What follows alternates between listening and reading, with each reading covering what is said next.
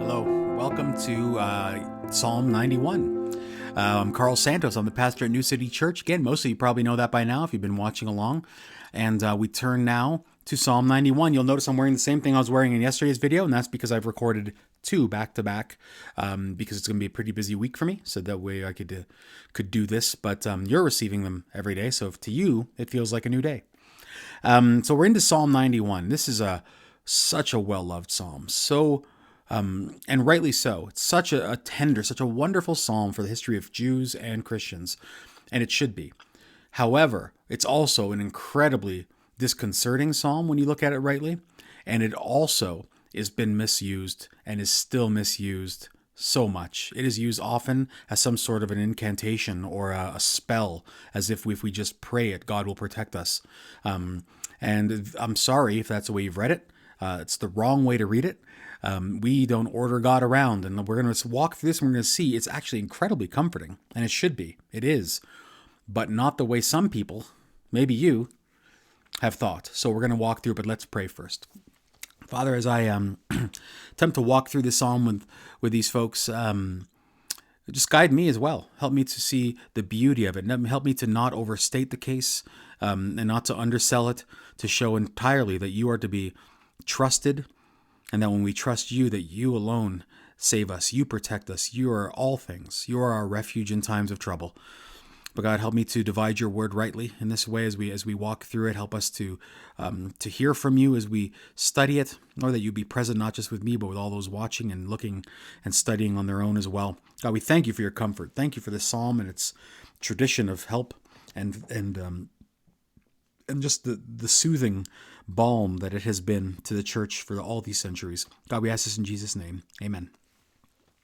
So let's jump in. Psalm 91 is intentionally, we don't know the author. You know, some people will say it's a priest who's doing this and reciting this to a gathering. Others say it's a teacher teaching. The fact is we don't know. Context of the psalm, again, we just don't know. If it was used in temple worship, okay, that's good. But it tends much like so many psalms, as I've said a number of times over this study, to have a timeless quality about it. It seems vague enough, specific enough for comfort and hope, but vague enough to be applied through all generations, to be a comfort for all generations. And that's what I think it is. Now, if I was to break this psalm down, and I have not preached it in a while, I preached it a number of years ago. But if I was to break it down, I would break it down to three spots. Let me do that for us right now, just so we can see. I'll use blue here. So I would break it into verses 1 and 2, first and foremost. Then I would break into a larger chunk that goes right down, and I'll read this to you in a second. So I'm going to need 2 pages for this. Right down to verse 13. I'll make the arrow. And then the third and final spot would be here. Okay? But let me read it to us here. Psalm 91. He who dwells in the shelter of the Most High will abide in the shadow of the Almighty. I will say to the Lord, my refuge and my fortress, my God in whom I trust. For he will deliver you from the snare of the fowler and from the deadly pestilence. He will cover you with his pinions, and under his wings you will find refuge. His faithfulness is a shield and a buckler. You will not fear the terror of night, nor the arrows that flies by day, nor the pestilence that stalks in darkness, nor the destruction that wastes at noonday. 1,000 may fall at your side, 10,000 at your right hand, but it will not come near you. You will only look with your eyes and see the recompense of the wicked, because you have made the Lord your dwelling place. The Most High, who is my refuge. No evil shall be allowed to befall you, no plague come near your tent. My reading is terrible. For he will command his angels concerning you to guard you in all your ways. On their hands they will bear you up, lest you strike your foot against a stone. You will tread on the lion and the adder, and the young lion and the serpent you will trample underfoot. Because he holds fast to me in love, I will deliver him. I will protect him, because he knows my name. When he calls to me, I will answer him. I will be with him in trouble. I will rescue him and honor him. With long life, I will satisfy him and show him my salvation. Now, it's a very comforting psalm, but let's walk through it bit by bit. So I break these into 3 chunks when I read it. As I'm reading it, I see 3 very clear things. I read it again this just before I started recording this. In a more, if this is an academic paper, I'd write it a little differently. But in speaking with you or in preaching it, I see 3 things. I see we're learning who God is to us, or to the psalmist. Sorry, let me get this. To the psalmist in verses 1 and 2. Then I see God, him doing something else. I see him saying, this is who God can be. Who God can be for the audience or for you. Okay, and we'll explain that as I go. And the last part is God saying, God says, this is who I am. Okay, so 3 things I think.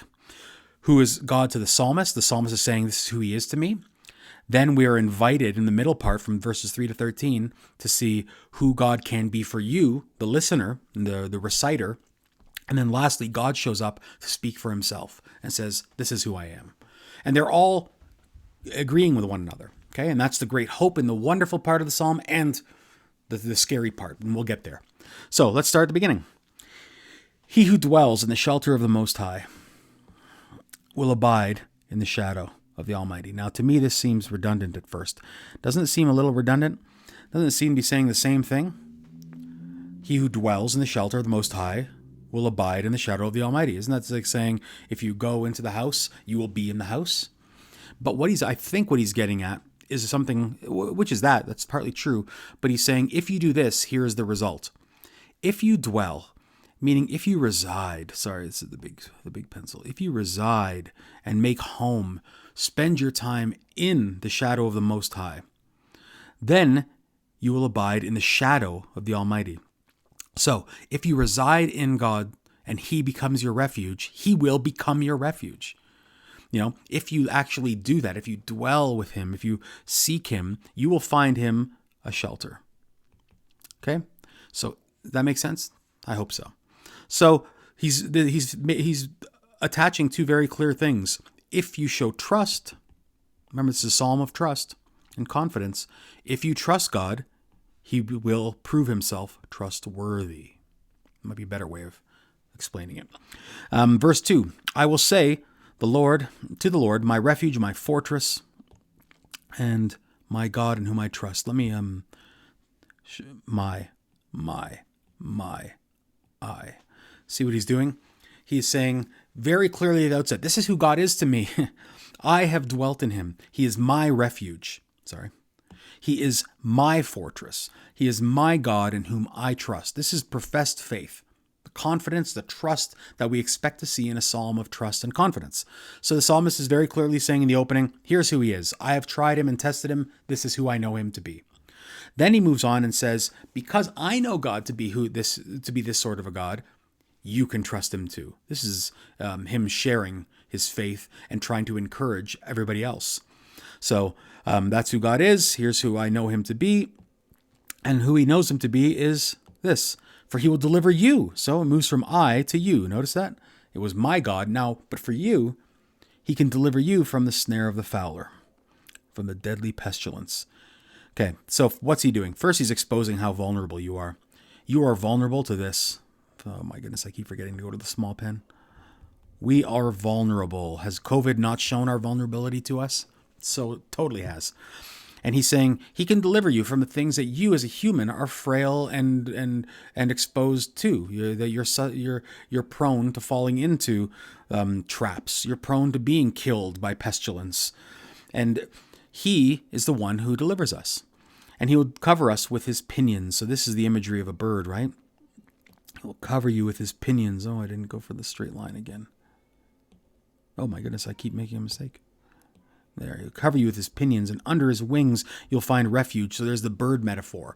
And remember the bird, the idea of a of a hen covering its chicks. And I've known poultry farmers in my previous lives, and they made it very clear that this sort of thing only happens when there's a threat.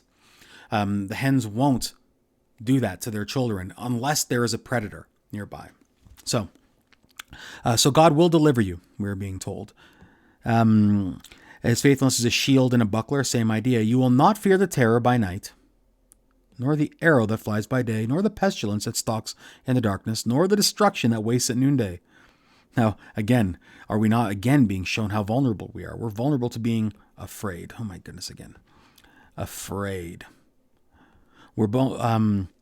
Violence overcomes us. Sickness overcomes us. Complete destruction overcomes us. We're seeing all of these things, aren't we, right now in our lives? Aren't there people, varying depending on where you are, you may have gone through many of these at once. You felt afraid. You felt potentially violence and the sickness, surely, and destruction. We're seeing people fear for their careers and their livelihoods and for the economy and for so much right now. So again, the psalmist here is showing us how vulnerable we are. You're vulnerable. And remember, the psalmist is saying, I've proven God to be this. He is my shield. He has been my shelter. He's my God, my refuge. And you who are exposed to all these things, you ought to seek him as well, because he can be this thing for you as well. It says 1,000 may fall by your side. Let me get another color here so we vary things. 1,000 may fall at your side, 10,000 at your right hand, but it will not come near you. You will look only with your eyes and see the recompense of the wicked, meaning you're going to see not just your salvation, but you're going to see the judgment on the evil ones. Okay. Now, the psalm makes lofty claims. If we take them at purely face value, it is audacious what the psalmist is saying. He's saying that nothing is going to hurt you, which is problematic, isn't it? Because you're being hurt. This psalm, if taken the wrong way, contradicts human experience. And we have to be very careful about that, because I've seen people in my churches in the past and even today that will look at this psalm as though it's some kind of a mantra, that if I just trust it enough, if I just believe it enough, I will not get sick. I can go out and still socialize and I won't get COVID because God is bigger than COVID. That is a naive and silly thing to think, an unbiblical thing to think, because faith is never protecting us from all of the slings and arrows of outrageous fortune. Quite the opposite. Christ had perfect faith, by the way, and he suffered terribly. John the Baptist was the greatest prophet ever, Christ said, and he lost his head. So we have to be very careful about reading this psalm as though it's some kind of an incantation, a spell that we conjure up Christ as our great protector. It's not what it's saying. And yet it seems like that's what it's saying, doesn't it? So let's figure out why that is. So because you have made the Lord your dwelling place, verse 9, the Most High, who is my refuge. So because of that, no evil shall be allowed to befall you. See? It is tough, isn't it? Because no evil shall be allowed to befall you. No plague come near your tent. So because you have made the Lord your dwelling place, Most High, my refuge. Okay, but let's let it sit there, because there is something wonderful and faithful when somebody does speak this way. Okay? But here's one way. Let me stop here for 1 second and say this. If you read a love poem, and I have love letters I wrote with my wife when we were dating, and they're very embarrassing. I won't let you read them. But if you read these sorts of things, these claims of love, what you find in love poetry is the good side, the bright side. You only see the love, because in the context of a love poem, it makes no sense to talk about one day we're going to argue about who put their dishes away and where the laundry goes and who disciplines the kids. That doesn't have a place in that sort of a poem. And the reason it doesn't is because it's not what the poem is trying to talk about. Now, just because a love poem only talks about love and unending love doesn't mean that the poet is completely ignorant of the fact that love can come to an end at times. That love and relationships don't always go smoothly. Never did the course of love run smooth. Shakespeare says it.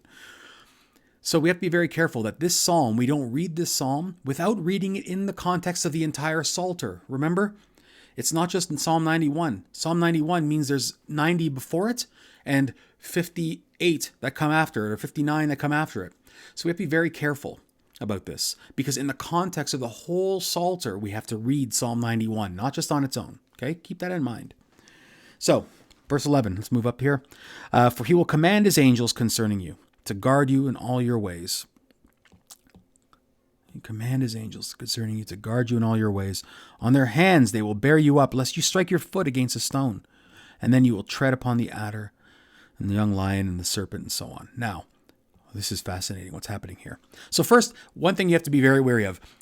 When Satan doesn't speak often in the Bible. So when he does speak, it's interesting to note what he says and what words are on his mouth. And this is one of them. When the fact that Satan uses this in Matthew, oh my, I'll make it smaller again. In Matthew and Luke, during the temptation, we have to be very careful. Why is it that that Satan is using this passage, that this expression of ultimate hope, which we have for centuries have leaned on as such a great comfort and trust in God? Why does Satan use it to try to tempt Christ? And it's because it is getting at the core of things. This idea that God said he'd look after you, and yet your life contradicts what Psalm 91 seems to say. So come on, who is your God? So you have to be very careful, because I've often found that the people who trust this psalm with blinders on and think that nothing bad will happen to them because of the psalm are often the ones that struggle the most when trials come, because their worldview has been rocked, because their theology, their understanding of God is so dominated, not by this psalm, because I think it's by the misreading of this psalm and by those pastors and prophets out there, small p prophets, if you want to even use that word, who use this wrongly and make you think that the quality of your faith, the quantity of your faith is what keeps you safe, which is ridiculous. Scripturally, the quality of your faith and the quantity of your faith is always mocked, you of little faith. The thing that matters is not how much you believe, but who you believe in. It's the object of your faith, Christ, not how much you believe. So the fact that this is quoted by Satan should be a cue to us that we should be very leery about how we understand it and be very careful about how we understand it, read it, and preach it, for that matter. And then, of course, here, when it tells you that nothing bad will happen. I mean, not just nothing bad will happen, but you'll eventually go on the offensive. See? It's not just that you're going to be defensively looked after by God, but that you'll go on the offensive. You'll start trampling on the lions and the snakes. So the psalm is really exuberant in what it's saying. And that's good. Let's let it sit there for a second. And then, of course, it comes this last part where God shows up and he says, this is who I am. And who is he? He says, this is him speaking now in these quotes, because he holds fast to me in love, I will deliver him. I will protect him because he knows my name. Oh boy, I love it. See, way back in verse 1, let me go up here. What we're getting at here is he uses these covenant names here. He's using the words the Almighty and so on. And the idea of this whole psalm is it's covenantal. This is a relationship here. It's not that God is just there as a protector, like you call on him when you need help and he helps you. And that's precisely what you are doing when you use this psalm as a spell, that if I recite it, God will protect me. See what you've done? You've basically said God is in your bidding, that you control him. I say the right words and he shows up. That sort of a God is no God. That's a genie from the Arabian Nights tales. So what he is saying here is, look at this. It's so fascinating, isn't it? Let me get a red. Red is always more poignant, isn't it? Because he holds fast to me in love. See, this is not a transaction, it's a relationship. Because this person, the psalmist, loves God. He's not just using him for what he can do for him. That's what we do. When we want a God who will protect us and save us, and that's the extent of it, then all we want is what God can do for us. We're marrying him for his money. We're marrying for his power. But this psalmist loves him. There's a relationship. Okay? And because this psalmist loves him, God says he's not just here because of what I can do for him, but because he actually loves me. Because there's a covenant thing, I will deliver him. I will protect him because he knows my name. Now, the name of God is the character of God. I think we've talked about this in other ones. God, when you say the name God, it conjures up the history of his faithfulness to Israel. So this psalmist, in knowing God and loving him, knows him to be a God who allows Israel to suffer and often brings suffering to Israel. In fact, this psalm may have been written during the exile, potentially. In which case, this changes things. We have to throw out this interpretation that this psalm is telling us that everything's going to go rosy if you just believe enough. It's not what's being said. This person trusts God, Much like Christ in the storm, who's asleep in the storm. He's not asleep because he knows he can't be hurt because he's invincible. He's asleep because he knows he can be hurt. He will be hurt on the cross. But he knows that even if he dies in the Sea of Galilee, God is still faithful. And it'll all come out for his good. That is the faith you're being called on to see here. Not that God will just save you, because God does. God does deliver us from some things. But we have such faith because we love him and know him that even if it's Daniel 3, isn't it? Remember Daniel 3? I will go into the furnace, Nebuchadnezzar, because I know he will save me. God will save us if we go into the furnace. But if not, remember that famous line? But if not, I will still trust him. This is precisely what we are being called on here, to see that God can save, and he often does save and hold us and protect us. We've seen it, you've experienced it. But if not, we still trust him because we love him and we know his name. Sorry, can't go on. When he calls to me, I will answer. So we see more of that. When he calls to me, I will answer. I will be with him in trouble. I will rescue him and honor him. With long life, I will satisfy him. Show this now. Oh, look at this fascinating word. I will be with him in trouble. He doesn't say he's going to prevent trouble from coming. See, we have to read the whole psalm together. So up here, he is saying nothing's bad's going to happen to you. You won't even hurt your little toe. But here he's saying, but in trouble I'll be with you. In the trouble. Like Romans 8:35-37. Remember that?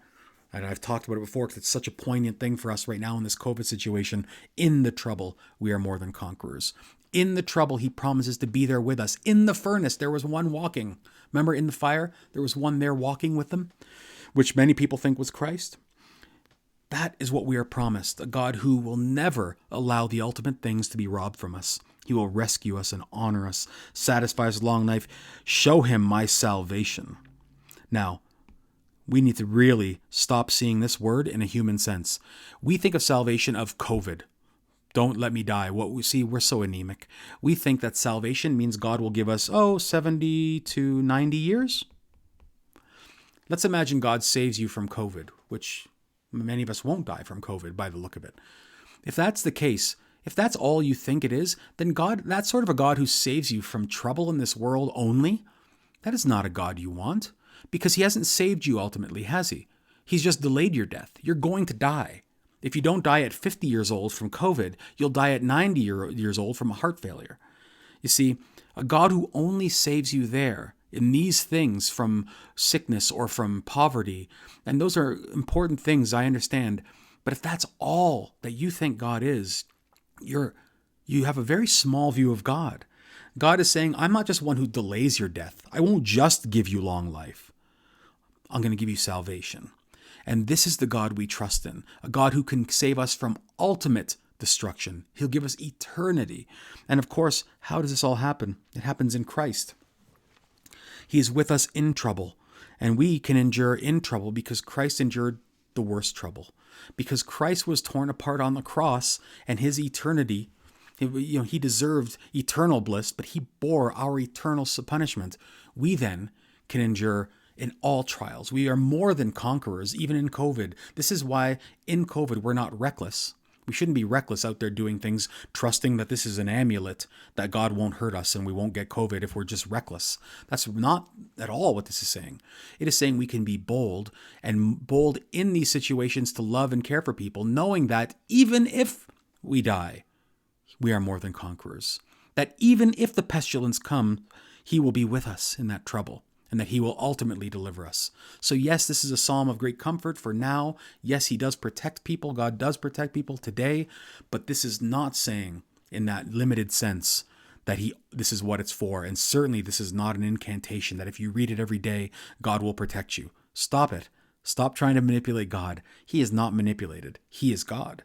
Okay? This is not, the God who creates the universe is not one who you order around.